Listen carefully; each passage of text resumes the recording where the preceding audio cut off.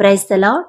ఈరోజు దేవుని వాక్యం కీర్తనల గ్రంథము 81వ అధ్యాయం 10వ వచనం. ఐగుప్తీయుల దేశములో నుండి నిన్ను రప్పించిన నీ దేవుడనగు యెహోవాను నేనే. నీ నోరు బాగుగా తెరువుము, నేను దాన్ని నింపెదను. ప్రభువారు మనలను ఐగుప్తు నుండి బయటకు రప్పించిన కార్యాన్ని ఒకసారి మనం జ్ఞాపకం చేసుకుంటే, మనం అక్కడ ఎన్ని బాధలు పడ్డామో, అంటే ఇశ్రాయేలీలు ఎన్ని బాధలు పడ్డారో, ఎంత నరకం అనుభవించారో కదా. అక్కడి నుంచి వాళ్ళని దేవుని కృప వల్ల దేవుడు వాళ్ళ మీద జాలిపడి అక్కడి నుంచి బయటికి తీసుకొచ్చాడు. ఇదే విషయాన్ని మన జీవితంలో మనకొచ్చే శ్రమలకి ఒక్కసారి మనం అన్వయించుకుంటే, మనం ఆ శ్రమలు అనేవి మనం తట్టుకోలేనంత శ్రమలు వస్తాయి మనకు ఒక్కోసారి. అప్పుడు ఎంత భారంగా ప్రార్థన చేస్తాం, ఇది తీసేయ్యా, ఈ శోధన తీసేయ్యా, ఈ బాధ తీసేయి, ఈ శ్రమలు తీసేయ్యా, నేను భరించలేకపోతున్నానయ్యా అని ఎంత భారంగా ప్రార్థన చేస్తామో కదా. అప్పుడు మన తండ్రి జాలిగల దేవుడు కదా. ఖచ్చితంగా మనం అడిగితే, మనం కన్నీరు విడిస్తే, మనం ఏడవడం తండ్రి చూడలేడండి. అప్పుడే కదా లాజరు చనిపోయినప్పుడు కూడా మరియా మార్తా ఏడుస్తుంటే, ఆయన యేసు ప్రభు వారు ఆయన మరణించినా సరే బ్రతికిస్తానని తెలుసు. యేసు ప్రభు వారికి ఆ శక్తి, ఆ కృప, ఆ ధన్యత ఆయన దగ్గర ఉందని తెలుసు. అయినా కూడా వాళ్ళతో పాటు కలిసి ఏడ్చాడంట. అంటే ఎదుటి వాళ్ళు ఏడిస్తే ఆయన చూడలేడండి మన తండ్రి. అందుకనే మనం ఖచ్చితంగా మనకు వచ్చే శ్రమల్ని బట్టి ఖచ్చితంగా ఏడుస్తాం. నేను తట్టుకోలేకపోతున్నాను అయ్యా, ఈ ఒక్క శ్రమ తీసేయి, ఈ శ్రమలు నాకు తీసేయ్యా అని ఎంత భారంగా ప్రార్థన చేస్తామో కదా. అప్పుడు తండ్రి కూడా జాలిపడి మన మీద కనికరపడి, అరే పాపం ఇంత ఏడుస్తుంది, ఇంతగా మొరపెడుతుంది, సరే తీసేద్దాంలే అని తీసేస్తాడు. తీసేసిన తర్వాత మరి మనం థ్యాంక్స్ చెప్పాలి కదా. ఎవరైనా మనకు హెల్ప్ చేసినప్పుడు వాళ్ళకి థ్యాంక్స్ చెప్పాలి కదా.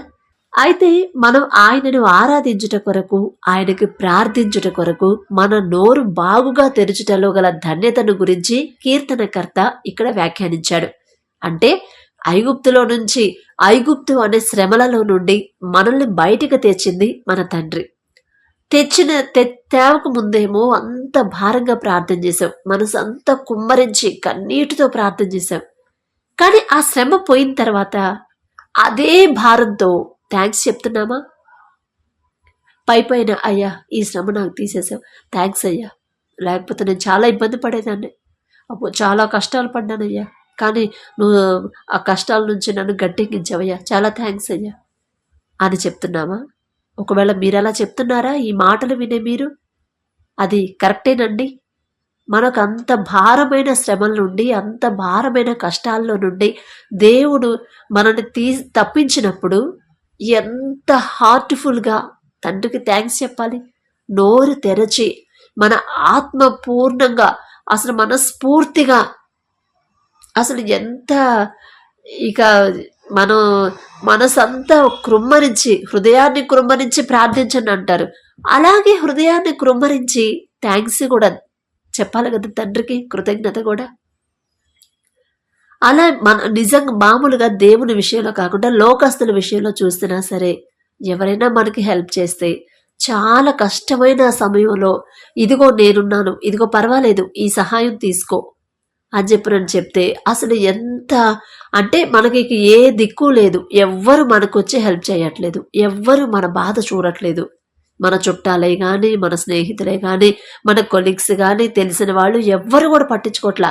అప్పుడు ఎక్కడో నుండి ఎవరన్నా ఒక అతను వచ్చి, అమ్మా ఇదిగో మీరు అవసరతలో ఉన్నారా, ఇదిగో తీసుకోండి, ఇదిగో ఈ కొంత డబ్బు తీసుకోండి, మీ అప్పులు తీర్చుకోండి అని చెప్పారు అనుకోండి, ఇక మనకు ఎలా ఉండిద్దండి?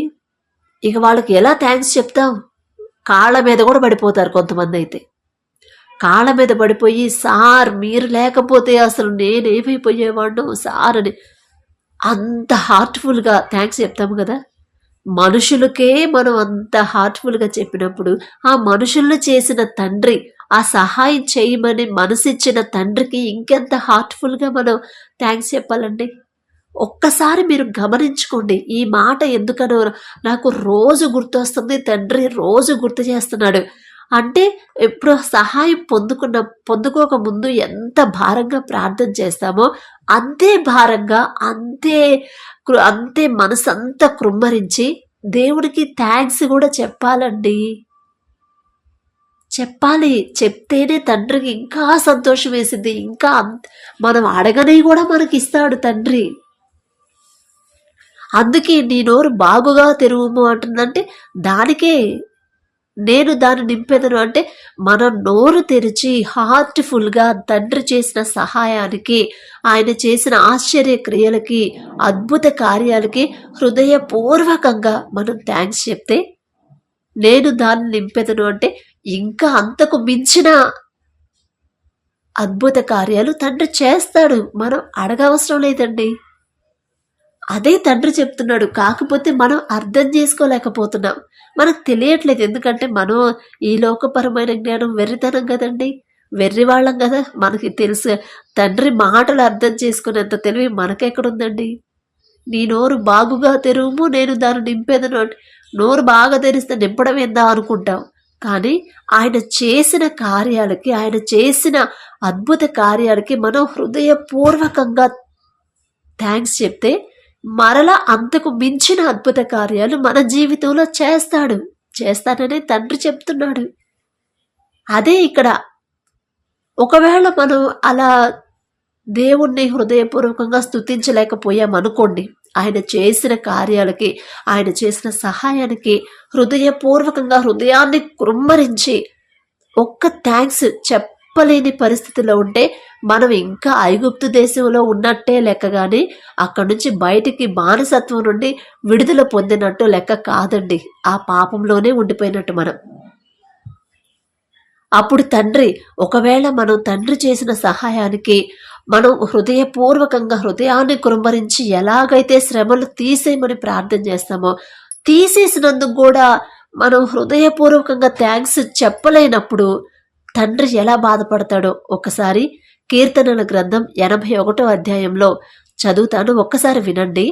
అయినను నా ప్రజలు నా మాట ఆలకింపకపోయిరి, ఇశ్రాయేలీయులు నా మాట వినకపోయిరి. కాబట్టి వారు తమ స్వకీయ ఆలోచనను బట్టి నడుచుకున్నట్లు వారి హృదయ కాఠిన్యమునకు నేను వారిని అప్పగించితనే. ఎంత బాధపడుతున్నాడండి తండ్రి. అసలు మన నుంచి ఆయన ఏం కోరుకుంటున్నాడు? కట్టలు డబ్బులు తెచ్చి తీసుకురండమ్మా, మీకున్న విలువైన వస్తువులన్నీ తెచ్చి నా దగ్గర నా మందిరంలో పెట్టండి, మీకున్న గోల్డ్, మీకున్న వెండి అంతా తీసుకొచ్చి పెట్టండి అంటున్నాడా తండ్రి? లేదు కదా.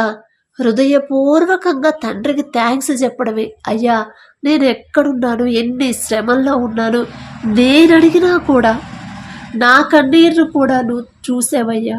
నా కన్నీరు ఎవ్వరూ చూడలేదయ్యా. నా స్నేహితులు వస్తారనుకున్నాను నాకు తోడుగా. నాకు వచ్చిన కష్టంలో నా స్నేహితులు నాకు తోడుగా ఉంటారనుకున్నాను, రాలేదయ్యా.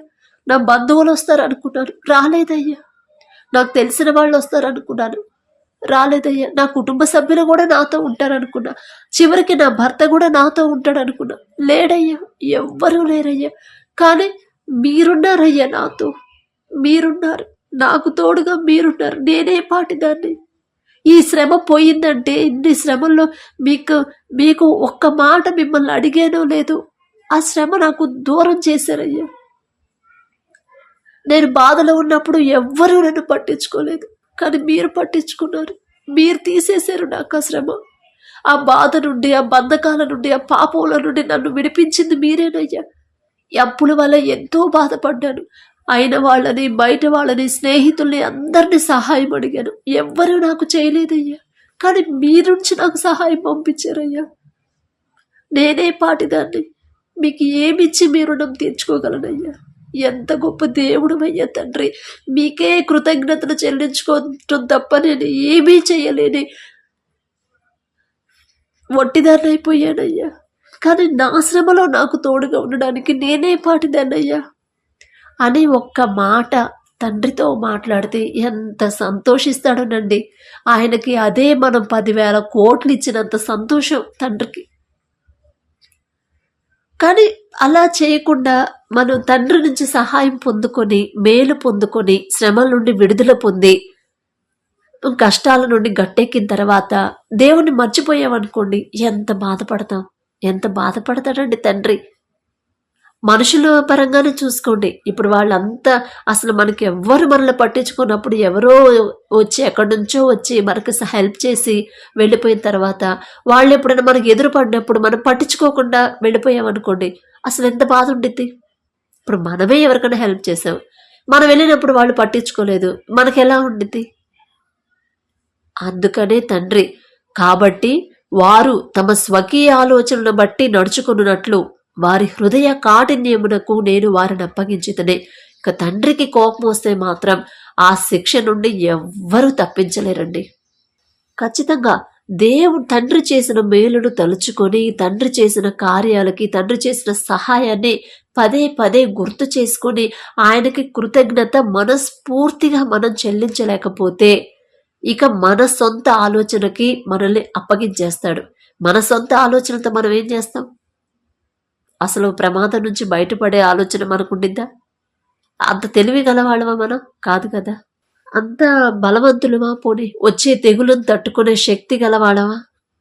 అంత బలం ఉందా మనకి? అంత ఆరోగ్యవంతులమా? కాదు కదా.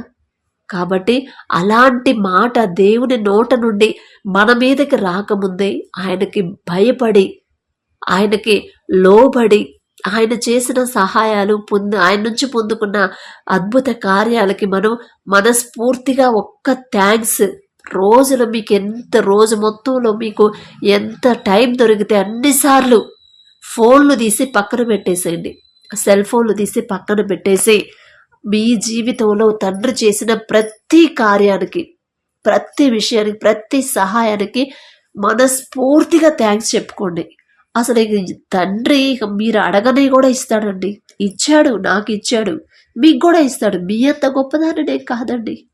ఎందుకంటే మీలో చాలామంది తండ్రికి భయభక్తులు గల వాళ్ళు ఉండొచ్చు, నాకన్నా భక్తిగా దేవునికి ప్రార్థన మొరపెట్టే వాళ్ళు ఉండొచ్చు. మీతో పోల్చుకునే అర్హత కూడా నాకు లేదండి. అయినా తండ్రి జాలి, నా మీద జాలిపడి ఈ మాటలు చెప్పే అవకాశం తండ్రి ఇచ్చాడు. నాకు అర్హత కూడా లేదండి. కాబట్టి మనస్ఫూర్తిగా తండ్రి చేసిన సహాయానికి, చేసిన అద్భుత కార్యాలకి మనస్ఫూర్తిగా థ్యాంక్స్ చెప్పండి. అది తప్ప మన నుండి ఏది కోరుకోవట్లేదండి.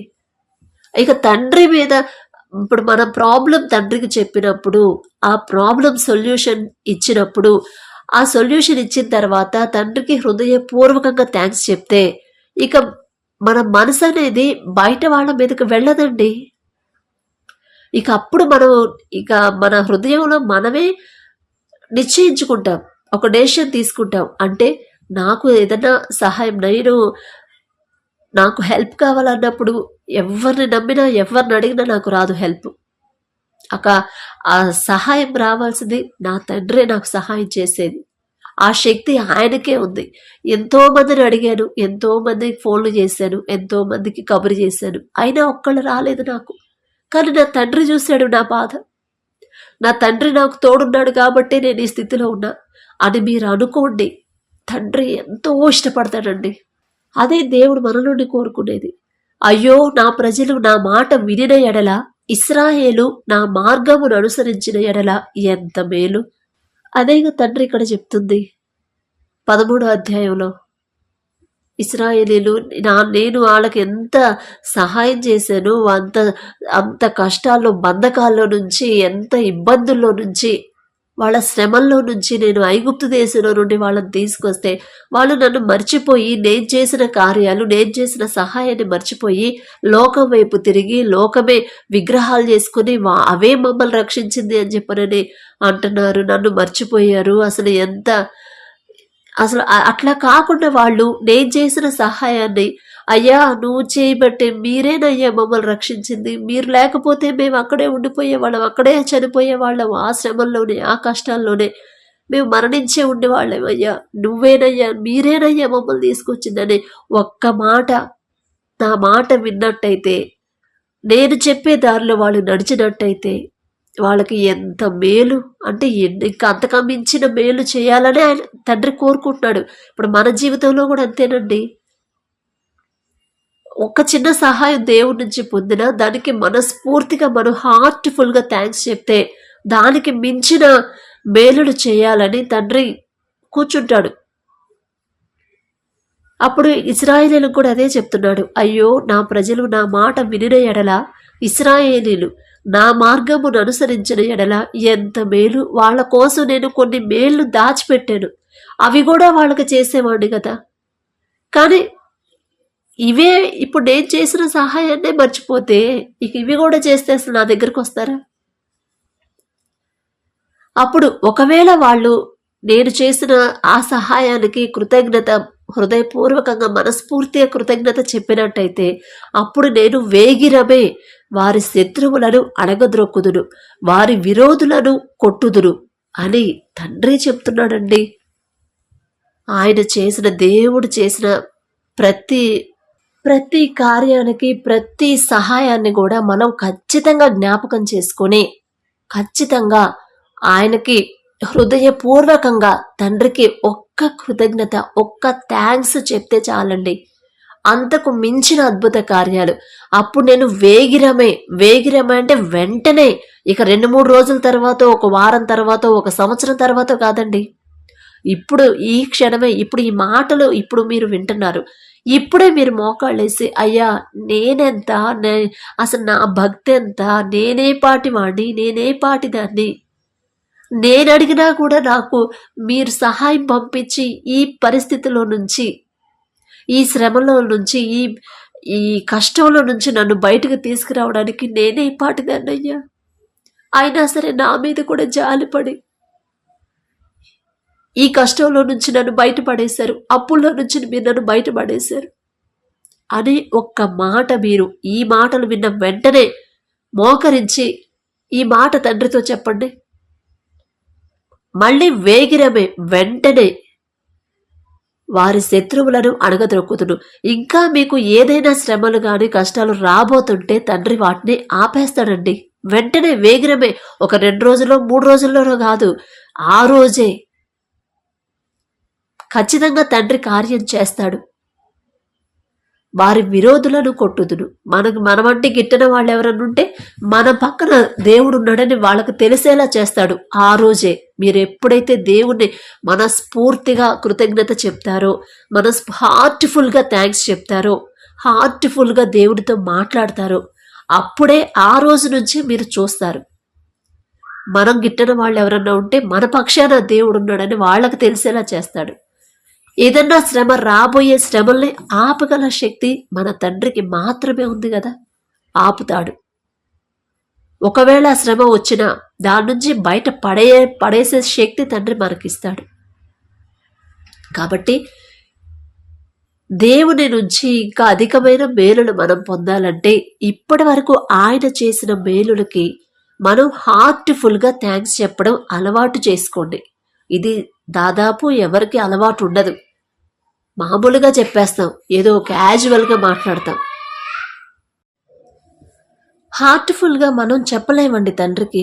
హార్ట్ఫుల్గా ప్రార్థన అయితే చేస్తాం, కానీ ఒక సమస్య వచ్చినప్పుడు అయ్యా నా పిల్లలు మారట్లేదయ్యా, నా పిల్లలు దారి తప్పిపోతున్నారయ్యా, నువ్వే వాళ్ళని ఒక దారిలో పెట్టయ్యా, వాళ్ళని దారిలో పెట్టి వాళ్ళని మంచి నడవడికి వాళ్ళకు నేర్పించయ్యా అని మనకొచ్చిన శ్రమలను బట్టి మనం భారంగా ప్రార్థన చేస్తాం. కానీ తర్వాత తండ్రి మన ప్రార్థన విని కార్యం చేస్తాడు. చేసిన తర్వాత అదే హార్ట్ఫుల్గా తండ్రికి థ్యాంక్స్ చెప్పలేము. అదే మనకి ఆ ఒక్క లాజిక్ మిస్ అవుతాం మనం.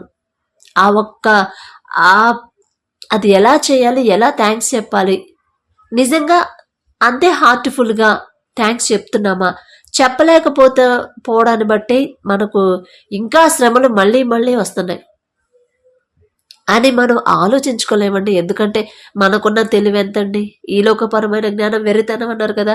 అందుకే కొన్ని దేవుని వాక్యాలు మనకు అర్థం కాదండి. అర్థమైన ఆ వాక్య ప్రకారం మనం ఎలా నడుచుకోవాలో మనకు తెలియదు. దేవుని ఆజ్ఞకు లోబడి మనం మన నోరు బాగుగా తెరిచి ప్రార్థించడానికి నోరు తెరుస్తాం. అసలు ఎంత ఏడుపు, అసలు మనకు వచ్చే శ్రమలు, మన భర్త మారు మనసు కోసం కానీ, బిడ్డల కోసం కానీ, ఇంట్లో పరిస్థితుల కోసమని ఎంత ఏడ్చి ప్రార్థన చేస్తాము. ఏడ్చి ప్రార్థన చేయాలి, కరెక్టే.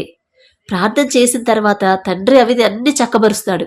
చక్కబరిచిన తర్వాత కూడా అంతే హార్ట్ఫుల్గా థ్యాంక్స్ చెప్తావా? దేవుని స్తుతించుట వలన కలుగు మరొక ఆశీర్వాదం, దేవుని వలన మన శత్రువులు అణగద్రొక్కబడుటను మనం చూస్తాం. అంత మాత్రమే కాకుండా ఒకని ప్రవర్తన యెహోవాకు ప్రీతికరమగునప్పుడు ఆయన వాని శత్రువులను సహా వానికి మిత్రుడుగా చేస్తాడు అని సామెతల గ్రంథం 16వ అధ్యాయం 7వ వచనంలో మనం చదువుకుంటాం కదా. ఇక మన ప్రవర్తన, అరే ఇంత ప్రార్థన చేసింది సమస్య తీసేయమని, సరే తీసేశాను, అంతే హార్ట్ఫుల్గా, అంతే మనస్ఫూర్తిగా, అంతే భారంగా థ్యాంక్స్ కూడా చెప్తుంది. మర్చిపోలేదు నేను చేసిన సహాయాన్ని. నా బిడ్డ మరలా మరలా థ్యాంక్స్ చెప్తుంది. నేను చేసింది ఒక్కటే కదా, ఎంత చక్కగా నాకు హార్ట్ఫుల్గా ఎంత చక్కగా చెప్తుంది థ్యాంక్స్, ఏదో పైపైన క్యాజువల్గా చెప్పకుండా అని. మన ప్రవర్తన తండ్రికి ప్రీతికరమగినప్పుడు, అంటే ఇక ముచ్చటేసింది తండ్రికి. నేను చేసిన ఒక్క సహాయం చేస్తే తల్లి ఇంత చక్కగా మనస్ఫూర్తిగా ఎన్నిసార్లు థ్యాంక్స్ చెప్పింది అని ముచ్చట పడిపోతాడండి. అప్పుడు ఇక మనం అడగని కూడా, మనల్ని ఎవరైనా ద్వేషించే వాళ్ళు ఉన్నా కూడా మన మీద వాళ్ళకున్న ద్వేషాన్ని తీసేసి వారి శత్రువులను సహా వారికి మిత్రులుగా చేస్తాడు. ఇక వాళ్ళు మనల్ని ప్రేమించడం మొదలు పెడతారు. ద్వేషించడం కాదండి, ప్రేమించడం మొదలు పెడతారు. మనమేం చేయం, ఇదేంది మనకు అర్థం కాదు. మొన్నటిదాకా నేనంటేనే గయ్యం లేచేవాళ్ళు, ఏందబ్బా ఇంత సడన్గా వచ్చి ఇంత ప్రేమగా మాట్లాడుతుంది, మనకు అర్థం కాదు. ఎందుకంటే మనం ఈ లోకపరమైన జ్ఞానస్తులం కదండి, మనకు అర్థం కాదు. అప్పుడు ఒకరోజు కూర్చొని ఆలోచిస్తూ ఉంటే అప్పుడు తండ్రే మనకి గుర్తు చేస్తాడు. ఎందుకంటే దేవుడికి మనం థ్యాంక్స్ చెప్పే విషయంలో కూడా అంతే కృతజ్ఞత, అంతే హార్ట్ఫుల్గా చెప్పాము, అందుకనే తండ్రి కార్యాలు నాకు చేస్తున్నాడు అని తండ్రే మనకి తెలిసేలా చేస్తాడండి. ఖచ్చితంగా నాకు చేశాడు. నన్ను ఎవరైతే ద్వేషించారో అందరితో కూడా మాట్లాడి, అంటే నేనేదో గొప్పదానని కాదండి, నేనేదో భక్తి పర్రాలు కాదు, కానీ తండ్రి అయ్యా నాకు నువ్వు తప్ప, మీరు తప్ప నాకు ఇంకెవ్వరు లేరు, నేను ఒంటరిగా మిగిలిపోయాను, కానీ మీరున్నారు నాకు, మీరు తప్ప నాకెవరు లేరు, మీరుంటేనే నాతో నేను నడవగలను, లేకపోతే నేను నడవలేను అని అడిగాను. తండ్రి నా పక్షాన యుద్ధం చేశాడు వాళ్ళతో, నా తరపున తండ్రి నా తరపున మాట్లాడుతున్నాడని వాళ్ళకి తెలిసేలా చేశాడు. తర్వాత కూడా హార్ట్ఫుల్గా థ్యాంక్స్ చెప్పే మనసు కూడా తండ్రి నాకు ఇచ్చాడండి.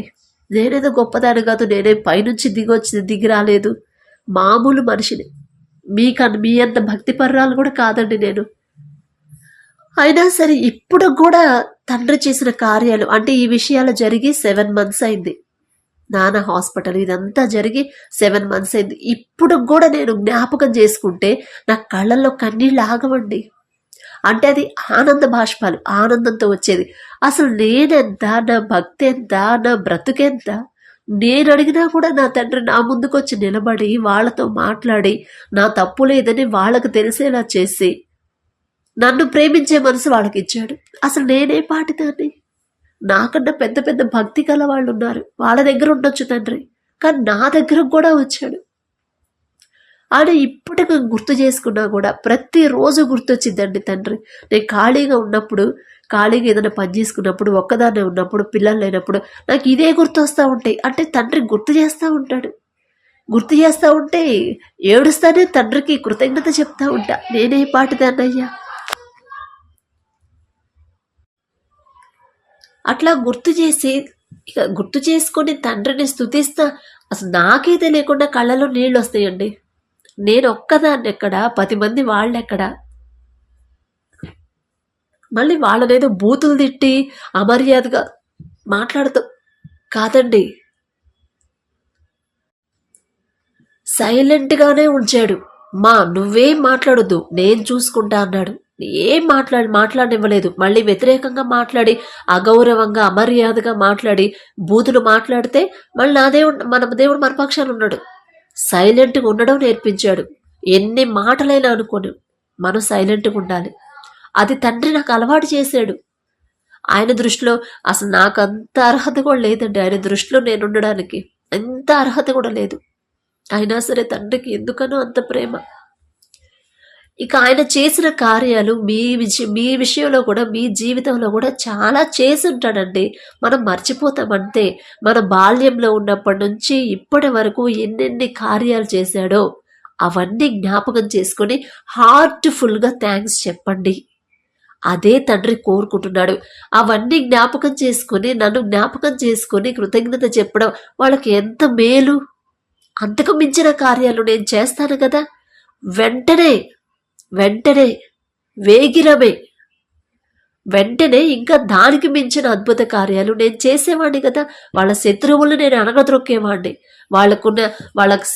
వాళ్ళని ద్వేషించే వాళ్ళని ప్రేమించే వాళ్ళలాగా చేయగల శక్తి గల దేవుణ్ణి ఉన్నాను కదా అని తండ్రి మళ్ళీ అమ్మా మీరు ఎట్లా చెయ్యండి, ఎంత భారంగా ప్రార్థన చేశారు అంతే భారంగా కృతజ్ఞత కూడా చెప్పండి, అప్పుడు నా మనసుకు మీరు నచ్చుతారమ్మా అని తండ్రి చెప్తున్నాడు. ప్రతిదీ కూడా తండ్రి మనకు నేర్పిస్తున్నాడండి. కానీ మనమే అతి తెలివితో ఆ కార్యం జరిగేదాకా భారంగా ప్రార్థన చేస్తాము. ఆ కార్యం జరిగిన తర్వాత ఇక వదిలేస్తాం, ఖచ్చితంగా వదిలేస్తామండి. ఒకసారి మీ జీవితంలో మీరు ఆలోచించుకోండి.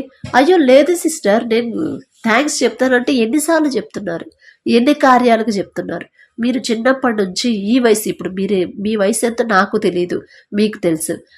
మీ చిన్నప్పటి నుంచి ఇప్పటి వరకు తండ్రి చేసిన కార్యాలన్నీ జ్ఞాపకం చేసుకొని హార్ట్ఫుల్గా థ్యాంక్స్ చెప్తున్నారా? మామూలుగా చెప్పడం కాదండి. ఇదిగో మీరు నాకు సహాయం చేశారు, చాలా థ్యాంక్స్ అండి అని చెప్తే బాగుండిద్దా? అసలు తండ్రి మీరు లేకపోతే నేనేమైపోయేవాడిను, మీరు గనక ఆ టైంలో సహాయం చేయకపోతే నేను ఏ స్థితిలో ఉండేవాడిను అని ప్రతి విషయంలో కూడా హార్ట్ఫుల్గా థ్యాంక్స్ చెప్పడం తండ్రికి నేర్చుకోండి, అలవాటు చేసుకోండి. పిచ్చి పిచ్చి అలవాట్లు చేసుకోవడం మంచిది కాదండి. ఇదే మన లైఫ్కి మంచిది. మన లైఫ్ మనం ఏ దారిలో నడవాలో, ఒక మంచి దారిలో నడవాలంటే ఇదే మనకు సహాయం చేసేది. దేవుడు చేసిన మేలును మనం జ్ఞాపకం చేసుకొని హృదయపూర్వకంగా, నేను ఎప్పుడో చిన్నప్పుడు ఆ బిడ్డ నా తల్లి చిన్నప్పుడు ఎప్పుడో ఉన్నప్పుడు చేసిన సహాయం ఇప్పుడు దానికి 33 సంవత్సరాలు ఇప్పుడు కూడా గుర్తు చేసుకొని థ్యాంక్స్ చెప్తుంది అనుకుంటాడు తండ్రి. నేను ఎప్పుడో తను చిన్నప్పుడు ఉన్నప్పుడు చేసిన సహాయం నాకు కూడా గుర్తులేదు, కానీ ఇప్పుడు కూడా గుర్తు చేసుకుని ఇంత హార్ట్ఫుల్గా థ్యాంక్స్ చెప్తుంది అని ముచ్చట పడిపోతాడండి. ప్రీతికరమైనప్పుడు అని చెప్పిన బైబిల్ వాక్యం అదేనండి. ముచ్చట పడిపోయి మనం అడగని కూడా మనకు చేస్తాడండి తండ్రి. ఆయన చేయడానికి రెడీగా ఉన్నాడు. కానీ మనమే అడిగే విధానం మనకు తెలియట్లేదు. అడిగిన తర్వాత ఆయన సహాయానికి థ్యాంక్స్ చెప్పడం కూడా మనకు చేత కావట్లేదు. ఒకవేళ మీకు అలా చేత కాకపోతే అది కూడా దేవుణ్ణి అడగండి. అయ్యా మీరు చేసిన సహాయానికి హృదయపూర్వకంగా థ్యాంక్స్ చెప్పాలని ఉంది, కానీ ఎలా చెప్పాలో నాకు తెలియట్లేదు అయ్యా, వెర్రిదాన్నయ్యా, వెర్రి వాళ్ళమయ్యా, అది కూడా నేర్పించండి తండ్రి అని అది కూడా హార్ట్ఫుల్గా అడగండి. ఖచ్చితంగా నేర్పిస్తాడు. ఇక మనకు తెలియకుండానే మనం చిన్నప్పుడు బాల్యంలోకి వెళ్ళిపోతాము, చైల్డ్హుడ్లోకి వెళ్ళిపోతాము. ఇక అవన్నీ జ్ఞాపకం వస్తూ ఉంటే కృతజ్ఞత హార్ట్ఫుల్గా కృతజ్ఞత వచ్చేసింది. హార్ట్ఫుల్గా కృతజ్ఞత చెప్తుంటే ఖచ్చితంగా కళ్ళలో నీళ్ళు వస్తాయి. కాబట్టి అలా ఒకవేళ మీలో ఎవరైనా ఈ మాటలు వింటున్న వాళ్ళు దేవుడి నుండి కార్యాలు పొందుకొని మరలా వాటికి అంతే హార్ట్ఫుల్గా అంతే భారంగా కృతజ్ఞత చెప్పలేదేమో, అందుకే ఈ మాటలు మీకు చెప్తున్నాడేమో తండ్రి. ఈ నా మాటలు కాదండి, దేవుని కృపే. కానీ నాకైతే అర్హత లేదు, నాకు తెలియని కూడా తెలియదు ఇలా చెప్పాలని. ఇంత హార్ట్ఫుల్గా చెప్తే దేవుడు ఇన్ని కార్యాలు చేస్తాడని నాకు తెలియదండి. దేవుడి కృప తండ్రే తెలిసేలా చేశాడు. కాబట్టి ఒక్కసారి మీరు ఇప్పుడు ఈ మాటలు ఇప్పుడే మీరు మోకాళ్ళేసి అయ్యా నేనే పాటిదాన్ని, నేను ఆ స్థితిలో ఆ వయసులో ఉన్నప్పుడు ఆ ప్రాబ్లంలో ఉన్నప్పుడు నాకు సహాయం కావాలయ్యా అని నేను అడిగినా కూడా, ఎందుకో పనికిరాని నేను అడిగినా కూడా మీరు నాకు ఆ సహాయం పంపించారు. నేనే పాటిదాన్ని, అందును బట్టి మీకే స్తుతయ్యా, మీకే కృతజ్ఞతలయ్యా అని హార్ట్ఫుల్గా చెప్పడం స్టార్ట్ చేయండి.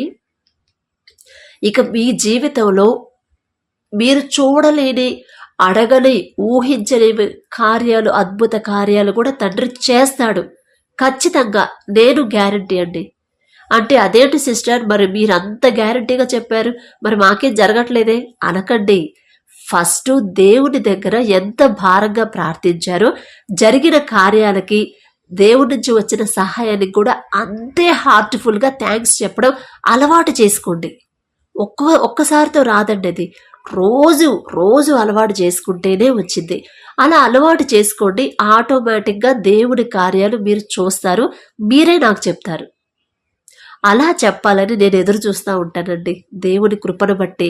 అలాంటి మనసు, అలాంటి హార్ట్ఫుల్గా చెప్పే మనసు తండ్రి మీకు ఇవ్వాలని మనస్ఫూర్తిగా కోరుకుంటున్నాను. ఒక చిన్న ప్రేయర్ చేసుకుందాం. కృపగల దేవా మీకు స్తోత్రం, రాజాదిరాజా మీకు స్తోత్రం, దేవాతి దేవా మీకు స్తోత్రం తండ్రి. మరి వాక్యం ద్వారా ప్రభా మీరు మాతో మాట్లాడడానికి మేమే పాటివారం ప్రభా.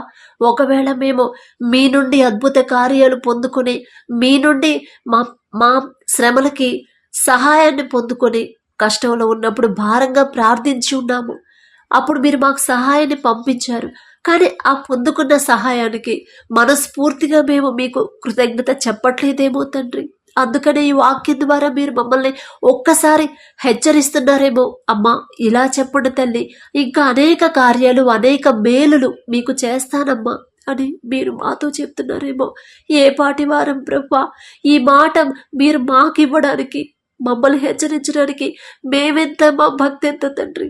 మాకన్నా గొప్ప గొప్ప వాళ్ళు ఉన్నారు, మాకన్నా ధనవంతులు ఉన్నారు తండ్రి, ప్రపంచ ధనికులు ఉన్నారు తండ్రి. అయినా సరే వాళ్ళకు లేని అవకాశం మాకివ్వడానికి మేమెంత, మా బ్రతుకెంత, మా భక్తి ఎంత తండ్రి. ఒకవేళ ఈ మాటలు వింటున్న వాళ్ళు మీ బిడ్డల్లో ఎవరైనా ఒకవేళ హార్ట్ఫుల్గా మీకు కృతజ్ఞతలు చెప్పకలేదేమో, అందుకనే వాళ్ళని హెచ్చరిస్తున్నారేమో. ఎలా థ్యాంక్స్ చెప్పాలో కూడా మీరు మాకు నేర్పిస్తున్నారు తండ్రి. ప్రతి ఒక్కరికి, ఈ మాటలు వింటున్న ప్రతి ఒక్క బిడ్డకి మీరే తండ్రి ఆ హార్ట్ఫుల్గా థ్యాంక్స్ ఎలా చెప్పాలో అలవాటు చేయండి తండ్రి. మీరు అలవాటు చేయకపోతే మాకు రాదు ప్రభా. వెర్రి వాళ్ళని తండ్రి, మాకున్న తెలివి వెర్రితనం తండ్రి. మీరే మాకు తండ్రి హార్ట్ఫుల్గా ఎలా థ్యాంక్స్ చెప్పాలి, ఇంకా అనేకమైన మేలును మేమెలా పొందుకోవాలో మీరే మాకు చెప్పమని అడిగే అర్హత మాకు లేదయ్యా. మాకింత అర్హత కూడా లేదు తండ్రి. ఆకాశం వైపు కనులెత్తి చూసే అర్హత కూడా మేము లేని వాళ్ళం తండ్రి. అయినా సరే మీ దయ, మీ కరుణ మా మీద చూపించి ఇలా చెప్పండమ్మా, నేను ఇదిగో ఈ కార్యాలు ఇంకా చేస్తాను అని మాతో మాట్లాడడానికి మేమెంత, మా బ్రతుకెంత తండ్రి. అందును బట్టి మీకే స్తుతి స్తోత్రాలు చెల్లించుకుంటూ యేసు నామములో అడుగుచున్నాము తండ్రి. ఆమేన్.